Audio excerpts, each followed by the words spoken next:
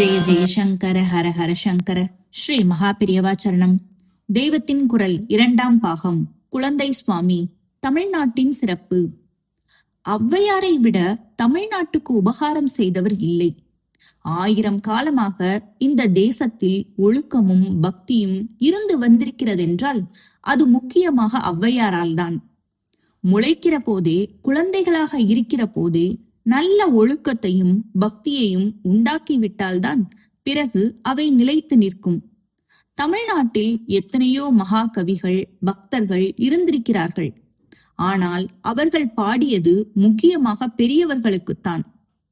ஔவையாருக்கு அவர்களை விட கவிதா சக்தியோ பக்தியோ குறைச்சல் இல்லை. அவள் ரொம்ப பெரியவள், ஞானி, யோக சாஸ்திரத்தில் கரை கண்டவள்.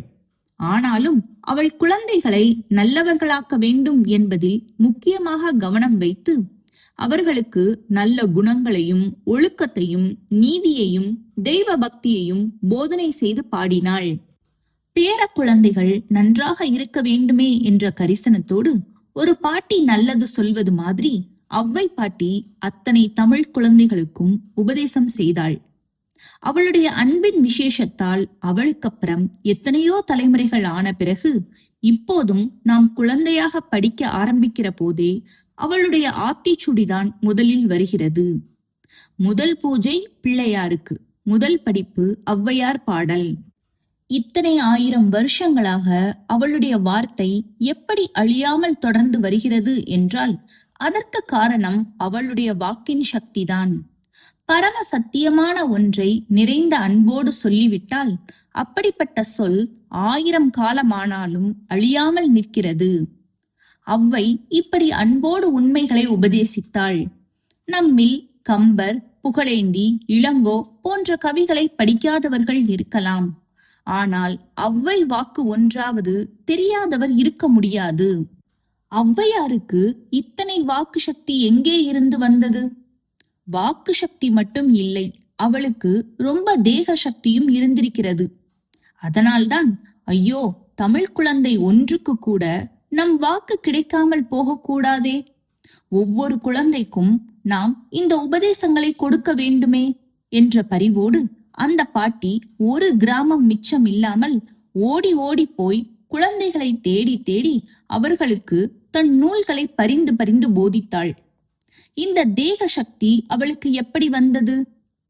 பிள்ளையார்தான் அவளுக்கு இந்த சக்திகளை எல்லாம் கொடுத்தார்.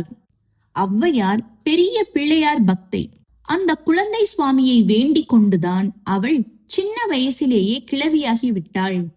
ஏன் அப்படி செய்தாள்? வாலிபமாகவும் நடுத்தர வயதாகவும் இருந்தால் ஒருத்தனை கல்யாணம் செய்து கொண்டு குடித்தனம் நடத்த வேண்டியிருக்கும். பக்திக்கு குடும்ப வாழ்க்கை இடையூறு என்பதாலேயே இடையூறுகளை எல்லாம் போக்கும் விக்னேஸ்வரரை வேண்டிக் கொண்டு கிழவியாகி விட்டாள். சுப்பிரமணிய சுவாமிக்கு கல்யாணமாக சகாயம் பண்ணின பிள்ளையார் இவளை கல்யாணமே இல்லாத பாட்டியாக்கினார். யாருக்கு எதை தர வேண்டுமோ அதை தருவார். இவளை சிறு பிராயத்திலேயே கிழவியாக்கி விட்டார். ஆனால் அவர் குழந்தை சுவாமி அல்லவா? அதனால் இவள் தன்னிடம் மட்டும் எப்போது பார்த்தாலும் பக்தியாக இருந்தால் போதாது, இவளால் எல்லா குழந்தைகளும் நன்மை பெற வேண்டும் என்று நினைத்தார். ஒரு சின்ன குடும்பம் வேண்டாம் என்று கிழவி ஆனவளை அத்தனை குழந்தைகளையும் கொண்ட பெரிய தமிழ்நாட்டு குடும்பத்துக்கே உபதேசம் செய்கிற பாட்டியாக்கி விட்டார். அவளும் சந்தோஷமாக அந்த காரியத்தை செய்தாள். மாறி மாறி பிள்ளையாரை தியானித்து பூஜிப்பதும் குழந்தைகளுக்கெல்லாம் உபதேசம் பண்ணுவதுமாக தன் வாழ்க்கையை கழித்தாள். அந்த பாட்டி அன்றைக்கு சுற்றினாள். இன்றைக்கு நானும் எத்தனையோ சுற்றி இருக்கிறேன். அவள் தமிழ்நாடு மட்டும் சுற்றினாள். நான் இன்னும் மலையாளம், தெலுங்கு தேசம், பெங்கால், ஹிந்துஸ்தானி தேசம் என்று பல இடங்கள் சுற்றி இருக்கிறேன். அங்கெல்லாம் நான் பார்க்காமல் இந்த தமிழ்நாட்டில் மட்டும் பார்க்கும் விசேஷம் என்னவென்றால், தமிழ்நாடு ஒன்றிலேயே இப்படி சந்து பொந்து, மரத்தடி, ஆற்றங்கரை எங்கே பார்த்தாலும் ஒரு பிள்ளையார் உட்கார்ந்திருப்பதுதான். தமிழ்நாட்டை விட்டு கொஞ்சம் தாண்டி போனால் கூட இப்படி காணோம். பிள்ளையார் தமக்கு பெருசாக ராஜகோபுரம், பிரகாரம் கட்டி கோயில் எழுப்ப வேண்டும் என்று நினைக்கவில்லை. சின்னதாக ஒரு சந்நிதி வைத்து விட்டாலும் அவருக்கு போதும். தகர கொட்டகை போட்டால் கூட அவருக்கு திருப்திதான். அது கூட வேண்டாம். ஒரு கட்டிடமும் கூரையும் இல்லாமல் வானம் பார்க்க அரச மரத்தடியில் அவர் பாட்டுக்கு அமர்ந்து அனுகிரகம் பண்ணி கொண்டிருப்பார்.